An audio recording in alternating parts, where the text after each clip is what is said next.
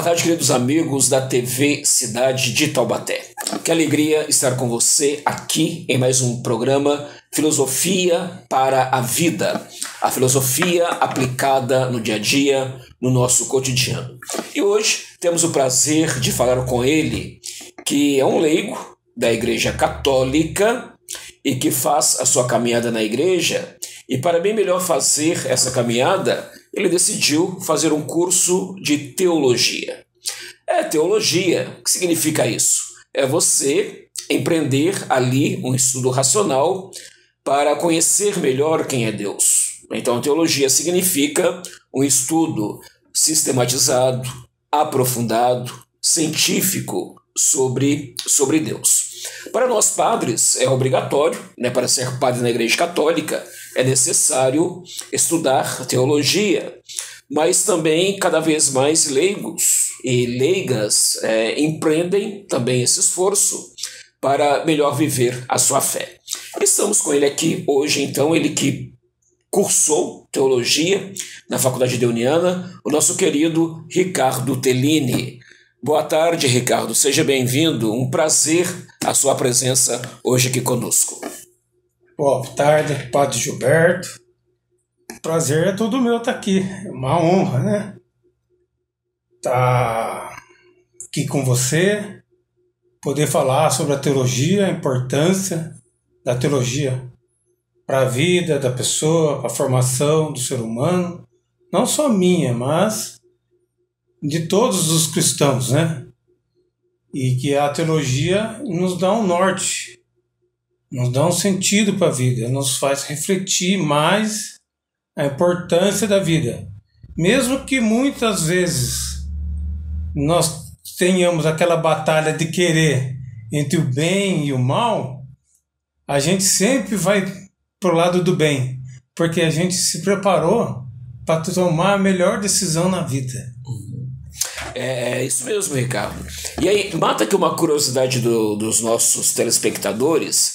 O que te levou, de fato, a dizer para você mesmo, não, eu quero estudar teologia? Qual foi, assim, o clique? Padre, eu queria aprender a ler a Bíblia. Deu certo? E só existia um caminho para mim na época que eu via, que era fazer a faculdade de teologia, né?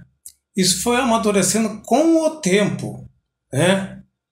E eu passei por alguns momentos de orientação, né? Como, por exemplo, o padre Marcial Massaneiro.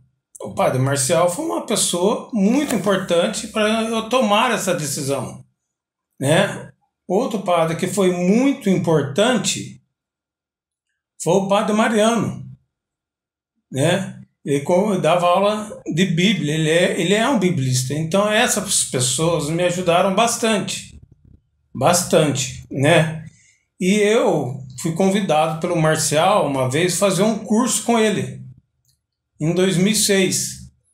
E nesse curso eu me identifiquei, ele me convidou, eu me identifiquei. O mais interessante, que na época que eu tive a primeira conversa com o Marcial, não era para ter sido o Marcial que era a pessoa para conversar comigo. Era para ser o padre Fábio de Mello. Mas como o Fábio de Mello não podia me atender, estava em viagem, caiu a responsabilidade sobre o padre Marcelo Massaneiro de me atender. Então já foi uma providência divina, na época, que foi um sinal de Deus que eu estava no caminho, mas eu só fui entender que eu estava no caminho alguns anos depois. Mas o curso com o padre Marcelo Massaneiro foi a grande sacada, né, no momento que eu estava passando, né, de eu fazer a teologia. Tanto que eu me preparo mais um ano, para depois, em 2007, poder ingressar. Entendi. E então... eu fui a última turma da Faculdade de Teologia Noturna para leigos da Faculdade Daniana. Entendi, Ricardo. Então, através de um curso com o Padre Marcial, você se animou ali a se aprofundar ainda mais e matriculou-se, então, na teologia. É interessante isso que você traz, porque, de fato, o católico ele tem esse desejo, essa vontade de conhecer melhor a Bíblia. E lá na Faculdade Deoniana nós temos a nossa teologia, 2 biblistas muito bons, né, que é o padre Cláudio Bus e o professor Walter, né, que inclusive são formados em Roma, na Pontifícia Universidade Gregoriana. Então, de fato, né, uma demanda que o leigo traz, né, e que pode ser ali satisfeita na Faculdade Deoniana. Nesse seu curso, Ricardo, em 3 anos, teve assim, algum autor que mais chamou a sua atenção? Um autor que te ajudou de fato a compreender melhor a sua fé, a sua relação com Deus e com a igreja? Teve um autor muito famoso na área de espiritualidade, que é o Anselmo Grum, né? E nas aulas de teologia da espiritualidade, com o padre Sebastião Pitts, da congregação dos padres deonianos, ele pediu que nós dissertássemos sobre um livro e pediu que a gente procurasse um livro na biblioteca e escolhesse. E eu escolhi o Encontrar Equilíbrio Interior, né? Que é um livro que me ajudou na época e me ajuda até hoje em como a gente ter o equilíbrio interior, de ter os momentos de parar e pensar, de tomar a decisão inesperada, no momento que não é para se tomar, esperar muitas vezes refletir, esperar a poeira um pouco abaixar, né? Dar um tempo ao tempo, né? Então foi um livro que me marcou bastante, entendeu? Mas existem outros livros também que foram importantes, né? Como o Memorial de Deus, que a nossa professora bibista Maria Antônia Marques nos orientou. Foi um livro denso, mas que fez com que entender a história de Israel, o Antigo Testamento, e o povo no Novo Testamento, que vai fazer aquela releitura do Antigo Testamento. Então esses livros, não só esses 2, mas muitos outros, foram importantes. E eu ressalto sempre o magistério da igreja. Muito bem. E você já falou, Ricardo, para nós, que você leva para a sua vida, então, essa espiritualidade ali do Anselmo Green, né? Que o padre Sebastião Pitts sugeriu para os alunos. Eu estive com o padre Sebastião Pitts agora esse último fim de semana, lá em Joinville. Ele trabalha lá no santuário que nós temos lá. Tá bem, padre Sebastião Pitts, um abraço. E além dessa espiritualidade mais ali intimista, o que mais da teologia você levou para a sua vida no curso? Dentro da igreja católica, que eu falo, tem que falar do lado como cristão, teólogo católico, né? A Faculdade Deoniana tem o reconhecimento do governo, do MEC, mas temos o reconhecimento pontifício, né? O que eu trago muito para a minha vida, né, como cristão, na vida de comunidade, tudo, e no dia a dia, são os documentos da igreja, o magistério da igreja. Né? Muitas das coisas, das vezes que eu tomo decisão na vida, os documentos da igreja, do magistério da igreja, eles me influenciam bastante. Um dos livros que não é do magistério da igreja, mas é escrito por um doutor, um padre que tem um doutorado na igreja, é o padre Mário Marcelo, o que a igreja diz sobre, né? Então, eu tenho a primeira edição, né? Saiu segunda edição, segundo volume.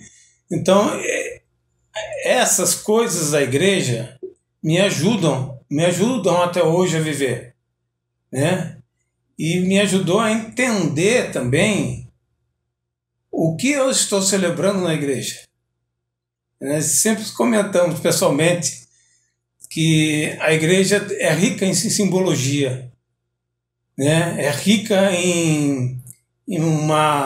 na sua simbologia, ela é rica demais que por exemplo, um ícone da igreja, por exemplo, vamos dizer, explicar mais o Círio Pascal, né, da vigília pascal, o que significa aquela vela? O que está por trás de tudo aquilo que nós acendemos dentro da igreja? E que o padre vai dizer, eis aqui a luz de Cristo. Então, a teologia me trouxe essa luz. E eu vivo dessa luz. Uhum. Bonito, Ricardo. Tô vendo que você até se emociona quando fala disso, né? E é verdade, tem todo um simbolismo na igreja, né? A luz do Círio Pascal, a luz de Cristo que é acesa na vigília pascal, né? A gente fala mãe de todas as vigílias, né? Então uma noite da luz para nós, né? E de fato é emocionante mesmo. Você falou do Padre Mário Marcelo, ele já esteve aqui conosco numa entrevista, e ele tem esse livro para você que quer saber aquilo que a igreja ensina. Então indicamos esse livro do Padre Mário Marcelo. O Ricardo dizia também da questão da faculdade deoniana, né, como se faz ali para estar, né, e para você de fato se matricular. Nós temos atualmente o curso na parte da manhã somente, o curso de teologia, mas nós temos tantos outros cursos livres que você pode fazer à distância, né? Para isso basta ali você entrar no site da faculdade deoniana. Ricardo, você acha que fazer o curso de teologia te ajudou a servir melhor a igreja? Ajudou e ajuda. E você serve hoje a igreja onde? Hoje, atualmente, né, tem um amigo meu, nós trabalhamos um tempo junto, né, e eu fui numa missa no convento de Santa Clara, que é uma comunidade da Catedral de São Francisco, né, e ele estava lá e ele me convidou, né, já fui lá no intuito de querer matar um pouco a saudade e tentar servir um pouco mais a igreja lá também. Porque aos anos que eu ainda namorava minha esposa, nós frequentávamos muito lá, a catedral, o convento de Santa Clara. E ele me convidou a começar a fazer parte da liturgia. Então hoje lá eu faço parte da equipe de liturgia. Ok. Tá? E na paróquia Sagrado Coração de Jesus, que é a paróquia do bairro que eu moro, o que eu faço lá? Quando os pessoal me convidam, né, eu vou lá e dou a palestra da formação da pastoral do batismo. Oh, que maravilha. É que da onde vem o sentido que eu explico o batismo para o povo, usando as questões do Círio Pascal. A importância que no dia do batismo, a vela que vai acender no círio, a vela que os pais e os padrinhos vão tomar e é para aquela criança, é acesa no Círio Pascal. Círio Pascal. Né? E dentro da pastoral do batismo eu explico toda a simbologia da pastoral, no caso da liturgia do batismo. Né? Explico a água, explico a vela, explico a questão da palavra de Deus, a saudação inicial, a bênção final. Então eu trabalho por 1h30 mais ou menos toda a simbologia da liturgia do batismo e preparo os pais e os padrinhos para que eles tomem a decisão certa de pedir o batismo, de assumir a fé, de educar aquela criança na fé. Entendi. E, como você mesmo sabe, algumas vezes eu sou solicitado por um padre chamado Padre Gilberto, né? E eu fico muito feliz de ajudar com alguma palestra na pastoral do dízimo. Que meu TCC foi sobre o dízimo. E é uma questão muito importante dentro da igreja. né, as questões relacionadas ao dízimo são muito fortes, porque a igreja necessita do dízimo. Não que a igreja descarte a oferta, mas que o dízimo é um sinal de compromisso, né, de partilha, né?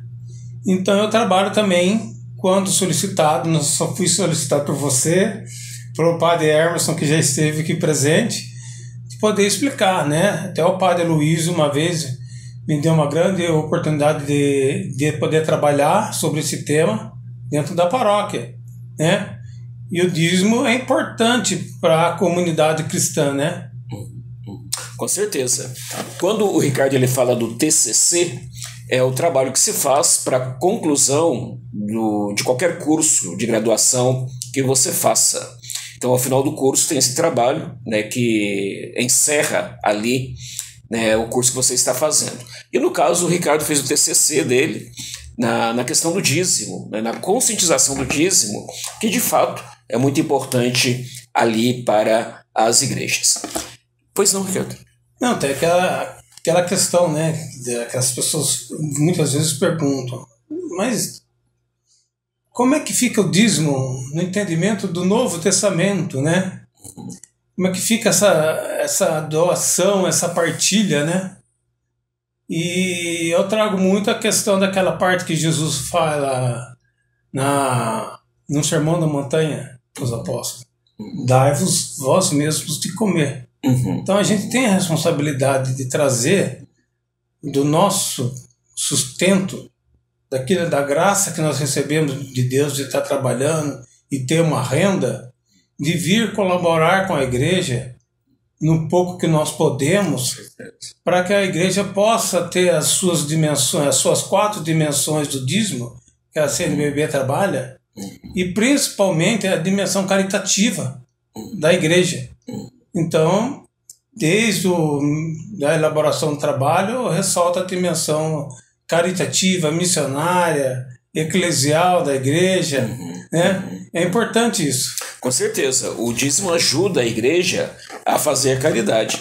E é muito importante que os nossos telespectadores possam também compreender, Ricardo, que para a igreja católica não se coloca o valor do dízimo, mas a pessoa, o fiel cristão católico, ele oferece aquilo que o seu coração manda. Então isso também é muito importante. Ricardo, você falava do magistério da igreja, aquilo que os santos padres escrevem, ensinam também. Nós temos aí um magistério riquíssimo dos papas que antecederam o Papa Leão XIV. E pela minha idade, eu me lembro mais do Papa João Paulo II, depois o Papa Bento, depois o Papa Francisco e agora o Papa Leão. Então, assim, compreender aquilo que a igreja ensina é muito importante para o católico. E isso a teologia vai dar a quem, de fato, está ali cursando teologia. Sobretudo, a Santo Agostinho ele dizia, né, que o conhecimento está no princípio do amor. Só se ama aquilo que se conhece.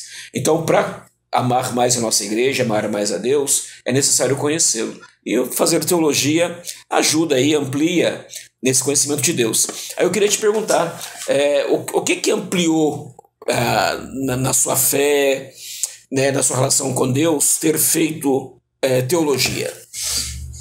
Então, quando eu optei por fazer, inicialmente era para poder estudar a Bíblia, entender a Bíblia. Mas lógico, evidentemente que os 6 primeiros meses para mim foram os 6 primeiros meses mais difíceis, né? Mas com o tempo você vai criando o hábito de ler e estudar todo dia, a se preparar para as provas, e você começa a entender como a igreja se organiza no mundo, né? Desde do Papa, né, dos bispos, né, dos padres, do diácono e de nós leigos, né, que são funções para cada um desse povo de Deus. E o magistério da igreja, ele está ali para defender a fé católica. Então, todos os documentos da igreja, né? Tem as encíclicas, tem as exortações apostólicas, tem os discursos do Papa, normalmente nas quartas-feiras, na sala Paulo VI. As catequeses. Né? As catequeses, né? Então, tudo isso vai amadurecendo mais a nossa fé, né? E ressaltar também que a Faculdade Leoniana nunca privou a gente de ter os melhores professores. Tudo isso colaborou para a minha fé, não só para a minha, para todos que passaram lá, até para os funcionários, até para outras pessoas que vão lá para convalidar o seu diploma de teologia. Entendeu? E importante para mim, quando eu comecei a fazer teologia, foi entender também, padre, a questão de como funciona o magistério da igreja, a unidade da igreja. Né? Ontem mesmo eu estava conversando com você que eu estava debruçando sobre uma oração eucarística e eu estava, não ler novamente a oração eucarística da missa de domingo, eu estava meditando, né, da importância da oração eucarística quando a igreja começa pelo Papa Leão, pelo bispo, o nosso Dom Wilson, pelos padres, por todo o povo de Deus. Então, o Papa, ele é responsável pela nossa unidade enquanto pessoa nesse mundo. Ele não está no lugar do Espírito Santo, no lugar do Cristo. Ele faz as vezes do Cristo. Né, pá? Então, entender o magistério da igreja e falar muitas vezes quando precisa para uma pessoa da igreja, para um leigo, falar, ó, isso está assim, é assim, é assim. O magistério da igreja já falou sobre isso. E muitas vezes usar do próprio aprendizado o que os nossos concílios da igreja nos ensinou. Que nem o credo. Né? Eu explico, nós temos o credo apostólico e temos o credo niceno-constantinopolitano. Então, tudo isso é uma engrenagem que uma vai se encaixando na outra e a engrenagem principal é o Cristo. E ela move e nos move. Se a gente tenta desconectar dessa engrenagem principal, a gente se desorienta. Entendeu? Ele é a pedra principal, a rocha, né? Ele é a cabeça e nós somos os membros. Ele é a cabeça e nós somos os membros. Então, quando eu comecei a entender mais os magistérios e ler mais sobre os magistérios da igreja, aí comecei a entender melhor. Porque todos os documentos magistérios têm citações bíblicas. Nada é perdido, nada foi achado. Sempre tem uma inspiração. Né? Desde Pedro até Leão XIV. Você tem coberto de razão, Ricardo. É claro assim que o grande tesouro da Igreja Católica é a questão da unidade. E essa unidade ela é personificada e ela é vista na pessoa do Papa. Então o Papa ele tem esse serviço, mesmo como Papa, de cuidar da unidade da Igreja. Né? Então são muitos membros, mas um único corpo, né? E a cabeça é o próprio Cristo. E teve uma época que algumas vertentes dentro dos leigos diziam: o Papa legítimo oficial é o Bento XVI. Nós desconsideramos o Papa Francisco. Não é por aí. O Papa Bento XVI renunciou por uma questão de saúde, de limitação, gesto de humildade. E você, nos acolhemos o Papa Francisco. Sentimos a sua perda, mas Deus escolheu um sucessor de Pedro e nós estamos juntos com o sucessor de Pedro, que é o Leão XIV. Nós estamos nessa barca. Né?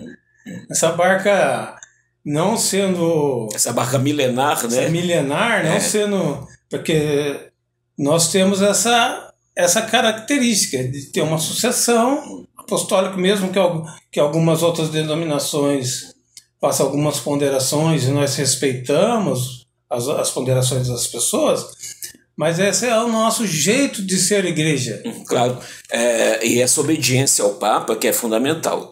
Eu me lembro bem quando o Papa Bento, ele de fato renunciou, e ele dizia ali, né, quando ele veio a público para comunicar, ele dizia, consultando a Deus e a minha consciência. Então o Papa ele não coloca a culpa em ninguém, né? Então é uma consulta que ele fez primeiro com Deus e depois com ele mesmo. Então ele assumiu naquele momento toda a responsabilidade pela sua renúncia. E foi tudo muito às claras, porque logo depois então, houve um conclave, foi eleito o Papa Francisco, e o carinho que o Papa Francisco tinha pelo Papa Bento, que tornou-se emérito, era uma coisa também tocante, emocionante. E até o fim dos dias do Papa Bento.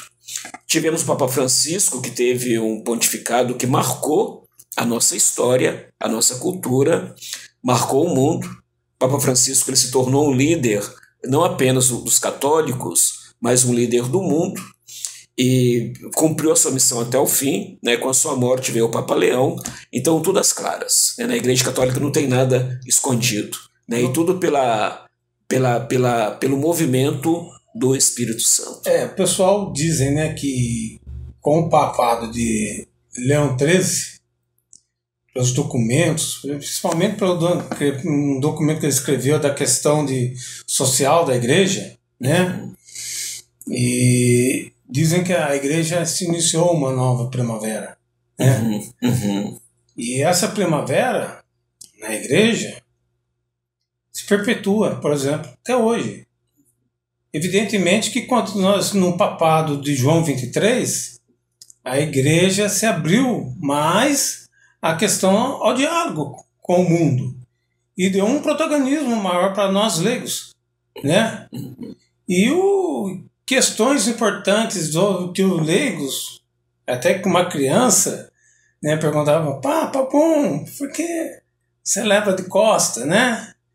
Então a igreja ouviu muito os leigos, né? E ao ouvir, o magistério todo faz o documento junto com o Papa do Vaticano II, e a igreja se abre ao mundo, e os protagonistas desses dias de hoje somos nós leigos. Nós que temos que pôr a mão na massa. Nós temos que ser verdadeiramente o sal da terra e a luz do mundo. O protagonismo é dos batizados, né, Ricardo? Do Todos povo de batizados. Deus, né? E você tocou numa questão interessante, e de fato, Papa João 23, quando abre o Concílio Vaticano II, ele diz, vamos abrir as janelas para que a igreja possa respirar, né? Então, esse cuidado que a igreja também tem, a Igreja Católica tem, de dialogar com o seu tempo, com a cultura do seu tempo. Ricardo, a conversa está ótima, está muito boa, mas nós estamos terminando. Marcamos outro dia. Isso, eu colocaria para você aqui uma última pergunta. Que mensagem você deixaria para quem deseja estudar teologia? Muita oração. Para quem é católico, não deixar de ir na missa. Pôr a sua atenção na missa, mesmo que em silêncio. Né? Logo após o nosso Glória, na coleta, na primeira oração ali que o padre vai fazer, põe a sua intenção ali. A pessoa for de outra denominação cristã, que vai fazer uma teologia em uma outra faculdade, ou até na Deuniana mesmo. Ou até mesmo na Deuniana, faça a sua oração diária e ponha-se a serviço.